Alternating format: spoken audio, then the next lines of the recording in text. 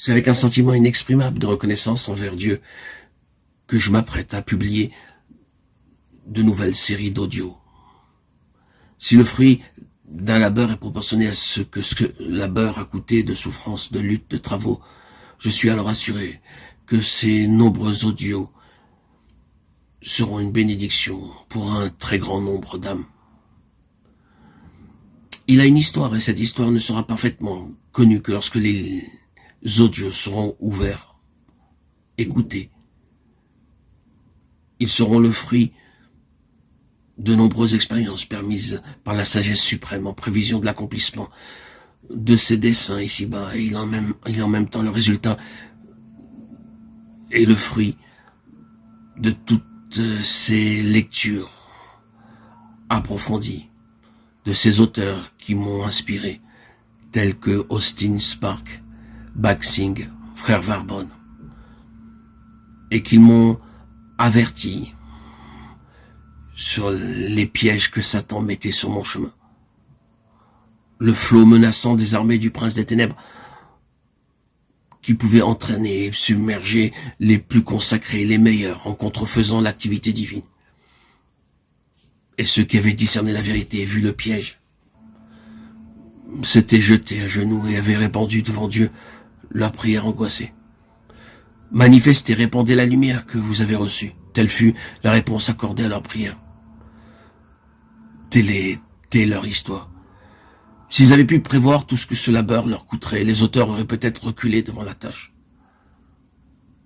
Avec toutes ces lectures accumulées, j'ai continué mon chemin, mon cheminement vers la sanctification, la foi, malgré les attaques incessantes du royaume invisible. Je remets maintenant à Dieu le travail que tous ces auteurs m'ont confié pour vous les retransmettre sous forme d'audio et vous les diffuser. Je remercie Dieu qui m'a soutenu, Dieu qui m'a donné des preuves sans nombre de sa protection, qui dans sa grande bonté m'a permis de connaître ces auteurs merveilleux et m'a accordé la délivrance. Je remercie tous ces frères, tous ces messagers de Christ qui m'ont transporté, inspiré,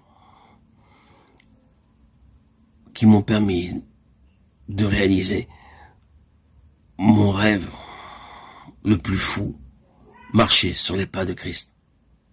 Sans doute il est possible que les vérités contenues dans ces audios soient parfaitement comprises de ceux qui ignorent les faits auxquels nous faisons allusion et l'immensité du besoin. Les quelques exemples, modèles qu'ont été ces hommes, ont été pour moi largement suffisants. Sans parler de leurs messages qui ont imprégné mon âme, tout mon être, en profondeur. Je me devais de les publier et de les diffuser, malgré les oppositions extérieures. Les diffuser pour moi était collaborer avec ces croyants, ces messagers de Christ, qui ont vécu au XXe siècle.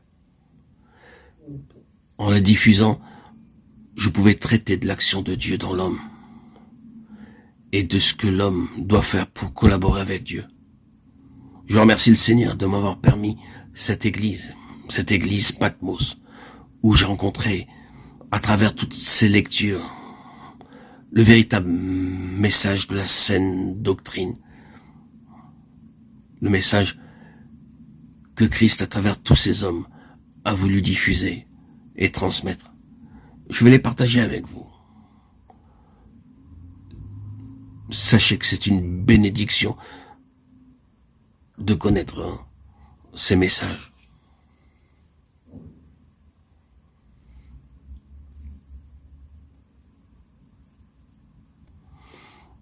Pour les chrétiens à tous les degrés de croissance dans la vie spirituelle, qui s'approprieront simplement ce qui est à leur portée, laissant ce qui les dépasse pour ceux dont les besoins sont plus profonds que les leurs. La lumière se fera alors éclatante sur les choses jusque-là obscures, incompréhensibles de leur vie et de leur entourage. Et plus tard, peut-être, eux aussi seront amenés à comprendre et à s'approprier ce qui les dépasse aujourd'hui. Ce fut mon cas.